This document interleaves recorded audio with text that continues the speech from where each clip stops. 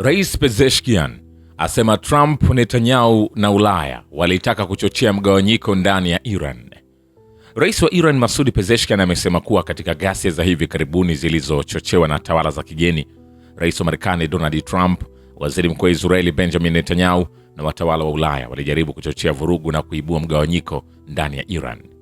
Akizungumza katika karamu ya mwanzilishi wa mapinduzi ya Kiislamu Imam Khomeini, Rais Pezeshkian amesema kuwa wahusika hao walijaribu taharuki, huku akiunga mkono makundi fulani ambapo baadhi ya watu wasio na hatia walishawishiwa katika hali hiyo na kujikuta wakiwa kwenye maandamano ya ghasia.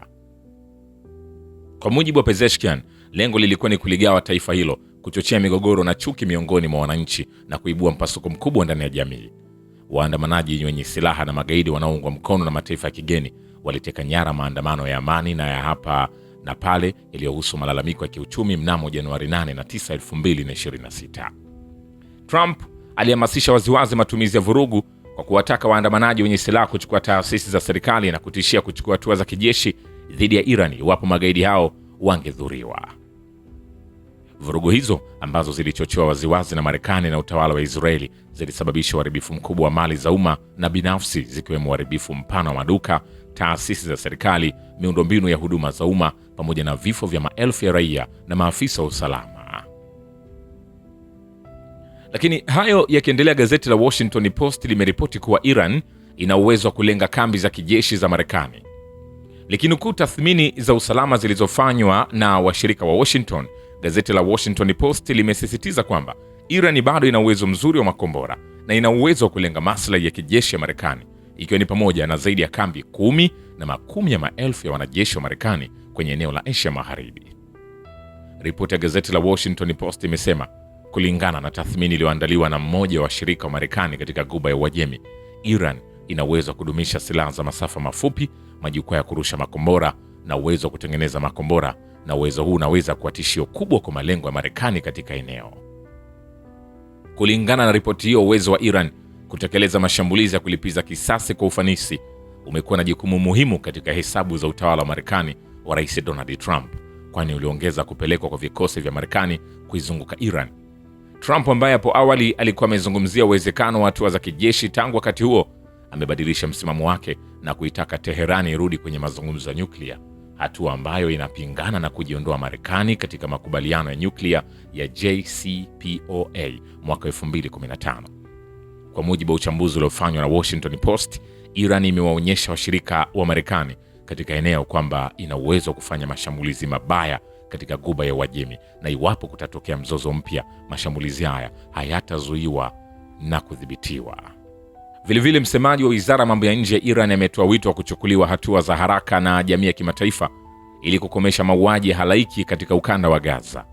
Ismail Baghei Hamanei, msemaji wa Wizara ya Mambo ya Nje ya Iran, amelaani vikali mashambulizi ya utawala wa Kizayuni kwenye maeneo ya ukanda wa Gaza, ikiwemo kituo cha polisi, mahema ya wakimbizi wa Kipalestina na maeneo ya makazi ambayo yamesababisha kuwa washahidi watu zaidi ya 30, wakiwemo watoto 6.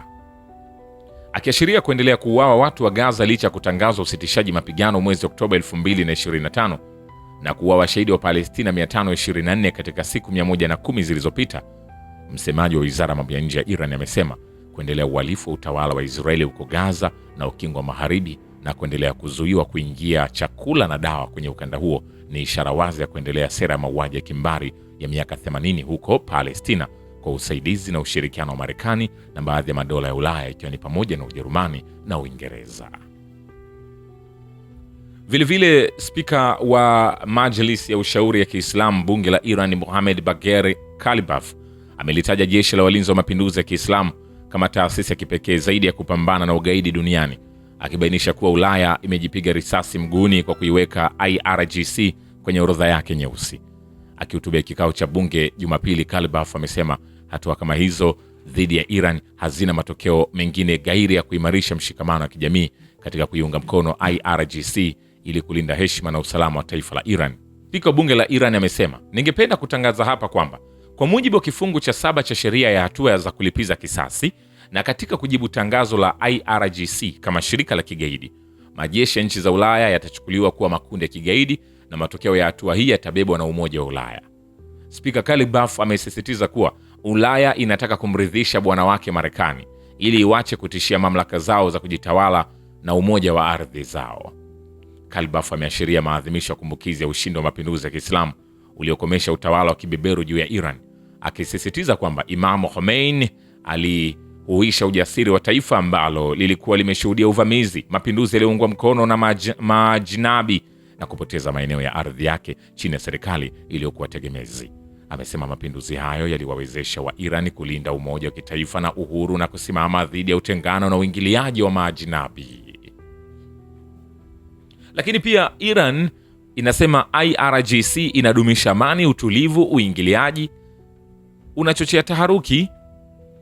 Waziri wa mambo ya nje wa Iran Abbas Araghchi anasema jeshi la walinzi wa mapinduzi ya Kiislamu IRGC lina jukumu muhimu katika kudumisha amani na utulivu kwenye eneo la Ghuba ya Uajemi na lango bahari la Hormuz,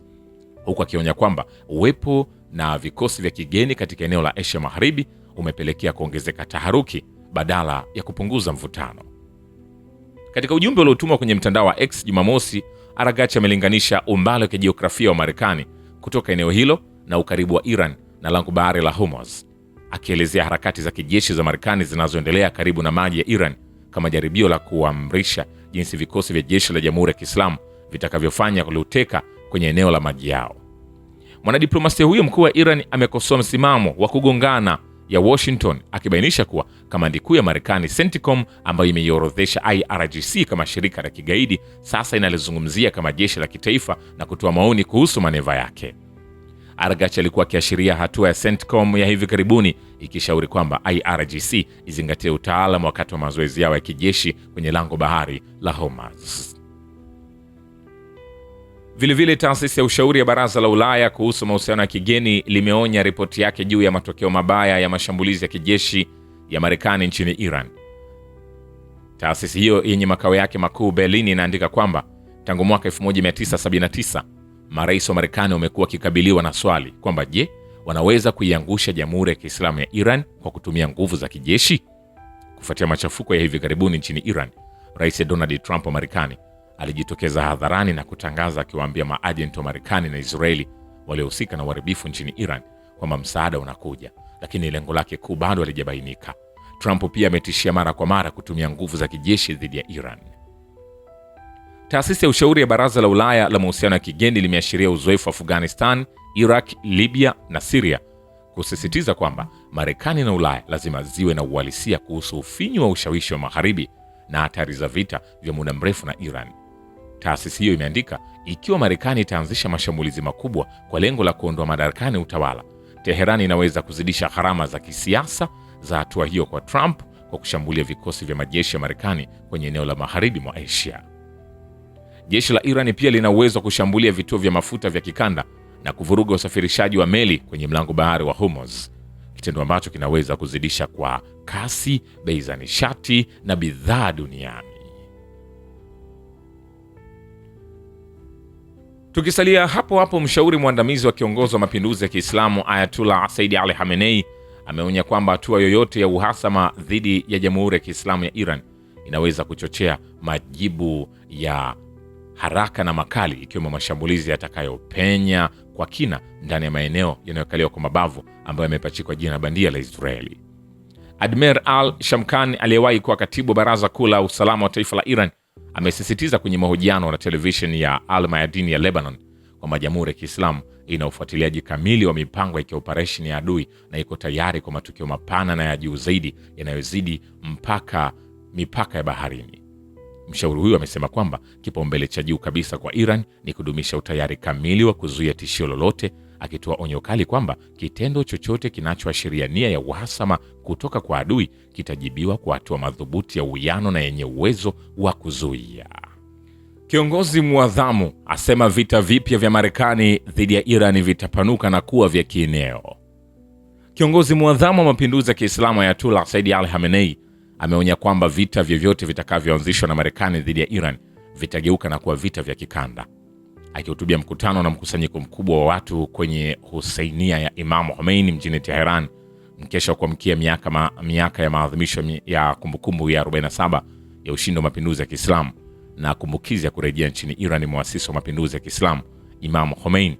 Ayatollah Khamenei amezungumzia vitisho vya hivi karibuni vya Marekani na kusema matamshi ya hivi karibuni ya Marekani kuhusu vita na zana za kijeshi hayana mapya. Imamu Khamenei amesisitiza kwamba vitisho na maonyesho ya nguvu za kijeshi kamwe hayatalitisha taifa la Iran. Ameeleza bayana kuwa wakati mwingine wanazungumzia vita na ndege na meli za kivita. Hili si jambo jipya, akikumbuka kwamba maafisa wa Marekani walikuwa wameitishia Iran mara kwa mara hapo awali kwa kudai kwamba machaguo yote yako mezani, ikiwa ni pamoja na chaguo la vita. Shukran kwa Baba Ukivita na Historia ya Dunia. Mimi ni Richard Shio, The Rich Voice. Ni follow Instagram na TikTok kama Rich Voice Official. Asante.